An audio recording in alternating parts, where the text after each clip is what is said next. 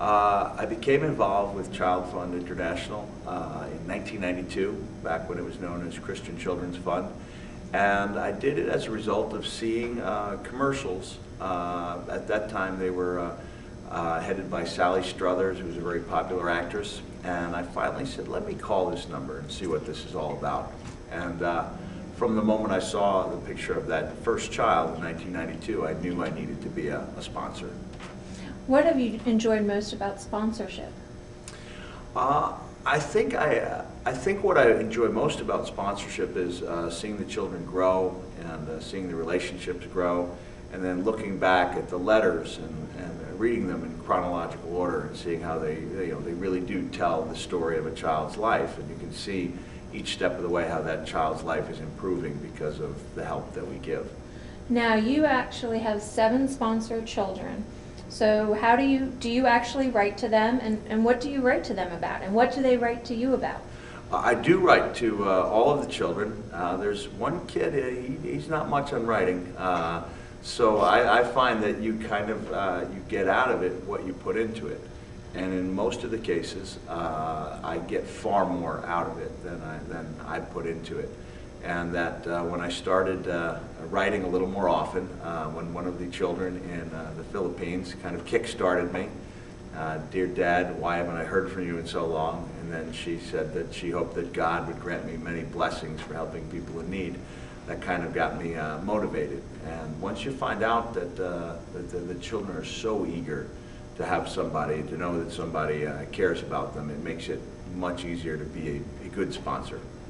Now, do they know about your celebrity status, or does that come later, or not at all? A few of the children know that I'm a wrestler. Herma Grace, for example, was told about it by somebody in her community.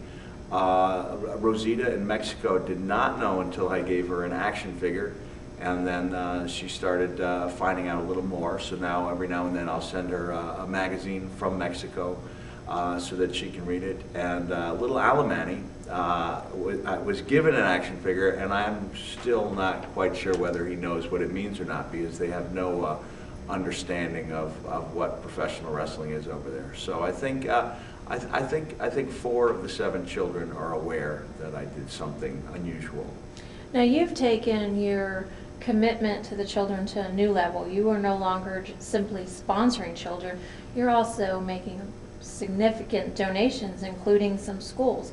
How did you get involved with that? Well, in 2004, I had a children's book called Tales from Leone.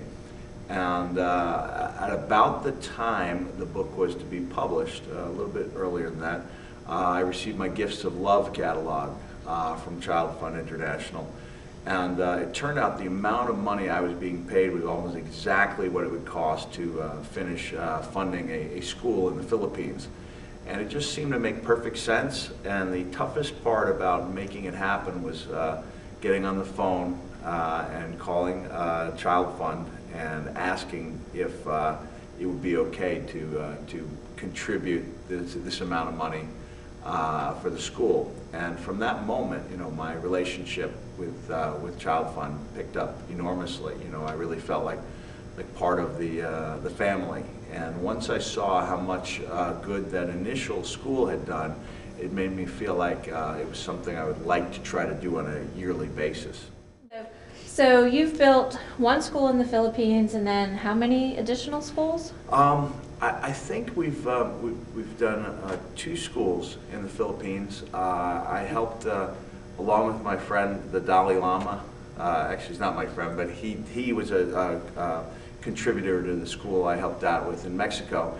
And I had no idea how far the money could go in the West African country of Sierra Leone, but apparently it helped build 7 small community schools. Okay. And what's the benefit of having those schools in those communities? I mean, before, were you told that the children had to walk for a long distance, or there was just no educational opportunities? Well, certainly having to walk a long ways was one contributing factor in so many children not going to school. I think it's so vital, that children receive an education, and partially because it helps build the confidence they'll need to believe in themselves, that they can be a good functioning part of their society. And I was especially pleased when I was in Sierra Leone to see that half of the kids who had enrolled in the community schools were female. And that had been a big problem, and still is a big problem in that country, where usually the female enrollment is somewhere around 20%.